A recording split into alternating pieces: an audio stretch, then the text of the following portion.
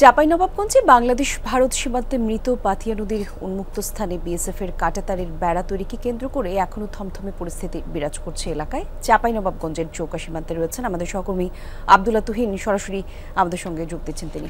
তুহিন, আজকে কেমন দেখছেন সীমান্তের পরিস্থিতি? সার্বিক নিরাপত্তার বিষয়ে কিছু তথ্য থাকলে আমাদের জানাবেন। আসলে সীমান্তের অবস্থা যে এক্সাক্ট কি সেটা বোঝা বড় মুশকিল। যে গত দুদিন যে চাপা উত্তেজনা ছিল সেই উত্তেজনা নেই, কিন্তু আবার স্বাভাবিকও হয়নি পরিস্থিতি। কারণ দুপক্ষের সমঝোতার ভিত্তিতে তারা যে বিরোধপূর্ণ এলাকা সেখান থেকে দুই পক্ষের অতিরিক্ত জনবল সরিয়ে নিয়েছে, অর্থাৎ বিএসএফ তাদের অতিরিক্ত যে জনবল ওখানে মোতায়েন করেছিল তারাও সরে গিয়েছে। বাংলাদেশি পার্টি, বাংলাদেশ সীমান্তরক্ষী বাহিনী, বিজিবিও তাদের অতিরিক্ত জনবল সরিয়ে এনেছে। কিন্তু যে এলাকায় তারা কাঁটাতারে বেড়া দেওয়ার চেষ্টা করেছিল, যে গর্তগুলো তৈরি করেছিল সেগুলো কিন্তু তারা সেই অবস্থায় রেখে দিয়েছে।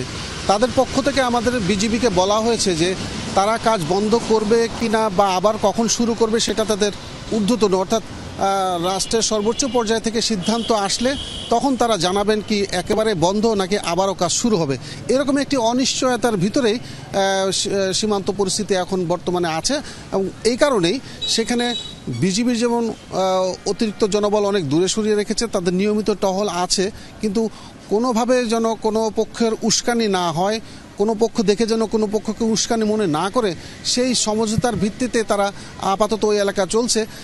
এছাড়া একটা বিষয় পরিষ্কার যে তারাও জানে যে সীমান্ত শূন্য রেখার 150 গজের ভিতরে কোনো রকম স্থাপনা করা অনুমতি নেই বা আইন লঙ্ঘনের বিষয়টি তারা জেনেও বিষয়টি না জানার ভান করছে, অর্থাৎ আগ বাড়িয়ে তারা পা পাড়া দিয়ে গণ্ডগোল করার চেষ্টা করছে বলে ওই এলাকার সাধারণ মানুষ মনে করছেন। কারণ এটা একদম সহজ হিসাব যে এর ভিতরে কোনো স্থাপনা করতে গেলে দুই পক্ষের সমঝোতা লাগবে, যদিও তাদের সরকারের পক্ষ থেকে বলা হয়েছে যে আইন মেনেই তারা কাঁটাতারের বেড়া নির্মাণ করছে, যেটা সম্পূর্ণ অযৌক্তিক। এটা নিয়ে বিজিবির ভিতরে একটু ক্ষোভ আছে, তবে পরিস্থিতি এখন অনেকটাই শান্ত। ধন্যবাদ আপনাকে তুহিন।